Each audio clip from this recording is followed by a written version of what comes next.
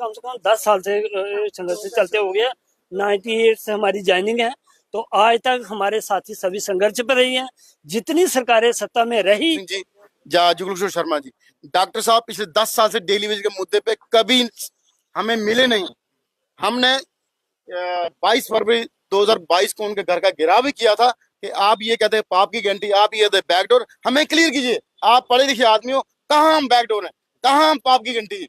आप ये कहते पिछले सरकारों की गलती है, तो पिछली सरकारों की गलती थी, उनको 2014 में हमने उनका हिसाब कर दिया था। आज आपका काम करने का टाइम था और आप ये हमें कहो कि पाप की घंटी, बैकडोर। एक पढ़ा लिखा आदमी ये ऐसी बातें नहीं करता। आज वोट मांग रहे हैं, वो खुद अपनी पार्टी का मैनिफेस्टो पढ़े कि उस पार्टी का मैनिफेस्टो क्या लिखा हुआ है।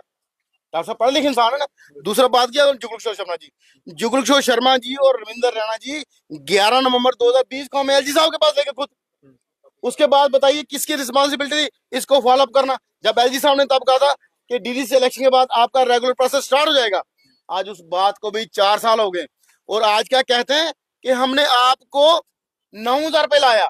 तो मैं उनसे ये पूछना चाहता हूँ, SRO 520 में एक आम डेली वेज को कम से कम 20-25 हजार 40 हजार तक उसकी वेजेस बनती थी, वो रोक के आप हमें 9,000 रुपए लाके हम पे एहसान कह रहे हो। ये बिल्कुल सरासर आपने तानाशाही किया, हमारे गले काटे हैं।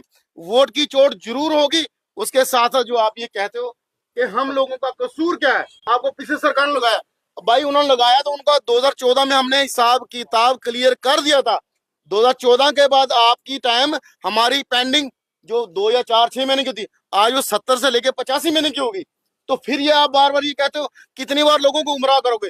जो सस्ता राशन माननीय प्रधानमंत्री जी 80 करोड़ लोगों को कह रहे हैं, वो डेली वेजरों को नहीं मिलता।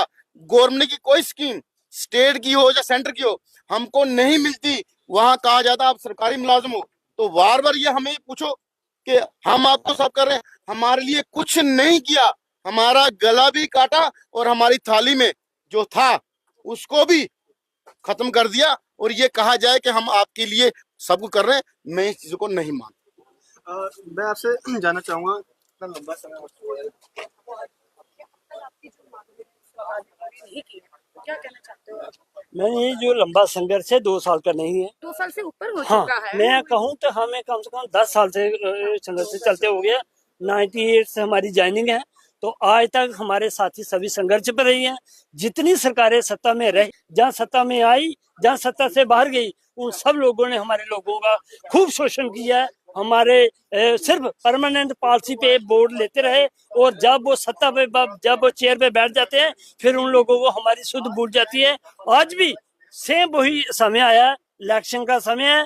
जो सत्ता में बैठे हैं वो हमसे 5 साल का और समय मांग रहे, जो बाहर हैं वो आने के लिए समय मांग रहे। मगर ये दोनों लोग, दोनों पार्टियां या तीनों पार्टियां सिर्फ हमारे लोगों को गुमराह कर रही हैं, देने को कोई राजी नहीं। अगर जो सत्ता में बाहर लोग थे, अगर वो चाहते तो एलजी साहब पे प्रेशर बना सकते थे, हमारे हित की बात कर सकते थे, मगर कहीं ना कहीं उन लोगों ने भी टाइम पास करने की कोशिश की। आज जैसे इलेक्शन की अनाउंसमेंट हुई, वो सारे लोग एक्टिवेट हो गए। ये कोई भी हमारे साथ इंसाफ करने को तैयार नहीं, टोटल गुमराह करने की कोशिश कर रहे हैं। 4 जून को सभी लोगों का हिसाब हो जाएगा।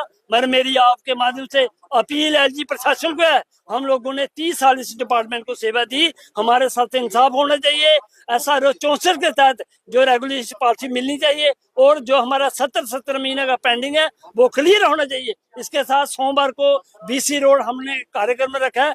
जो हमारे साथी लगातार 30 साल से सेवा देते देते किसी न किसी कारणवश डेथ हो गई, खत्म हो गए, उनके श्रद्धांजलि समारोह का कार्यक्रम हमने रखा है।